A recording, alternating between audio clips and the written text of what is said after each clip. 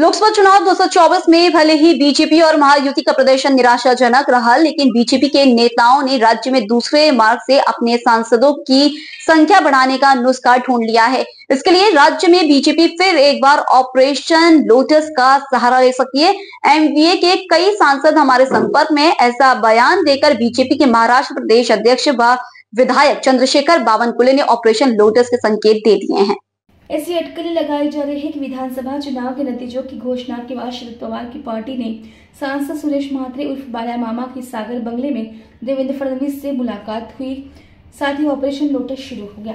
विधानसभा चुनाव के परिणामों के बाद बीजेपी के नेताओं के हौसले बुलंद हैं। दूसरी तरफ विपक्षी गठबंधन महाविकास आघाड़ी के सांसदों और विधायकों को अस्वस्थता नजर आ रही है। सत्ता नहीं होने पर पर्याप्त फंड नहीं मिलेगा और अपने चुनाव क्षेत्र के कार्य में बाधा आएगी। ऐसी चिंता विपक्ष के सांसदों को सता रही है। विपक्षी खेमे में अस्वस्थता के कारण तैयार हुए अनुकूल माहौल का लाभ उठाने तैयारी भाजपा में शुरू हो गई है। पक्षाच्या थाप असते, पक्षाची पाठीवर हात ठेवावा लागतो पक्षाने, तर त्यांच्याकडे खासदार आणि आमदाराकडे दुर्लक्ष आहे काँग्रेस पक्षाचं, त्यांच्या नेतृत्वाचं। काही लोक अस्वस्थ आहे, तर पुढे बघू काय होतं। यावरती काउंटर संजय राऊत असं म्हणतात की यंत्रणा त्यांच्याकडे आहे, त्यामुळे ऑपरेशन लोटस सारखे ते काही करू शकतात। नाही, त्यांना त्यांचे माणसं सांभाळता येत नाही, हा प्रश्न आहे। आम्हाला ऑपरेशन वगैरे करायची गरज पडत नाही, आम्ही कधी ऑपरेशन मध्ये पडतही नाही। आणि ईडी सीबीआयचा नेहमीचा त्यांचा रोना आहे हा। आम्ही कधी ईडी सीबीआय कडे गेलोही नाही, कधी आमचा त्याचा संबंधही नाही। तपास यंत्रणा आपलं काम वेगळं करतात, पण आपलं अपयश म्हणजे महाविकास आघाडीचं अपयश काय आहे की त्यांचे निवडून आलेले प्रतिनिधी त्यांना सांभाळता येत नाही। त्यांचे निवडून आलेले प्रतिनिधी अस्वस्थ आहेत, ते आम्हाला व्यक्तिगत भेटत असतात की आम्हाला कोणी विचारत नाही, आमचा पक्ष आम्हाला काही त्या ठिकाणी जनप्रतिनिधी म्हणून आम्हाला प्रोत्साहन देत नाही, आम्हाला विकासाचे कामं करण्याकरता कुठल्याही पद्धतीचा आम्हाला सपोर्ट करत नाही, किंवा जे काही पक्ष म्हणून हा आधार द्यावा लागतो निवडून आलेल्या लोकांना, तो काही आधार मिळत नाही, म्हणून ते अस्वस्थ आहेत।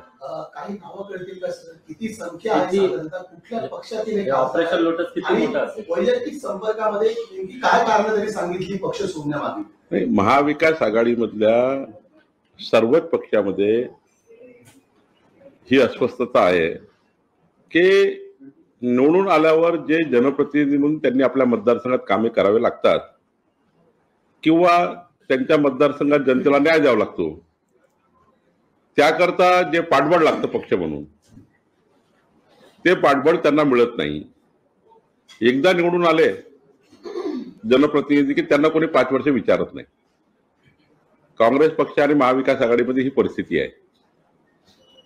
त्यांच्या बैठका होत नाही, त्यांचा काय स्थिती आहे त्यांच्या मतदारसंघात कोणी त्यांना विचारायला तयार नाही, त्यामुळे अस्वस्थ आहेत। अनेक मोठे लोक आहेत अस्वस्थ। काही लोक तर त्या ठिकाणी पक्षावर प्रचंड नाराज आहे, नेतृत्वावर नाराज आहे।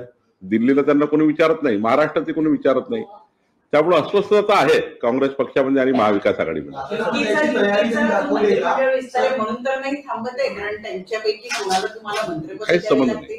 काहीच संबंध नाही आहे, मंत्रिमंडळ विस्ताराचा आणि याचा काही संबंध नाही। राजीनामा द्यायची त्यांनी तयारी दाखवली का? दुसरी गोष्ट, राजीनामा दिला तर कमळ चिन्हावरती निवडून येऊ शकतात कुठलाही खासदार?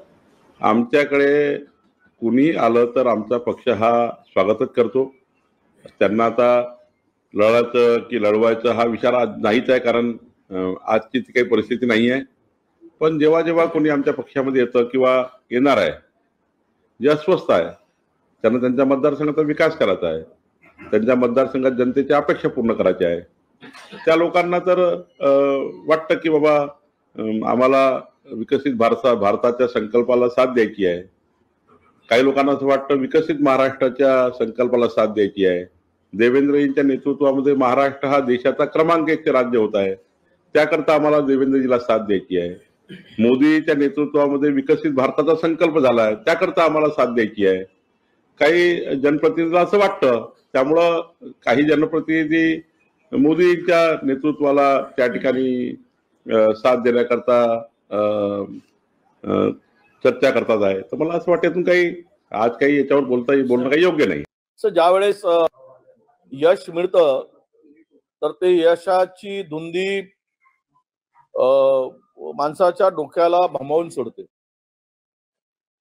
आमची अपेक्षा आहे की हे जे काही जनतेने दिलेला कौल आहे की ईव्हीएमचा कौल हा नंतर विषय आहे, परंतु जो मॅन्डेट मिळाला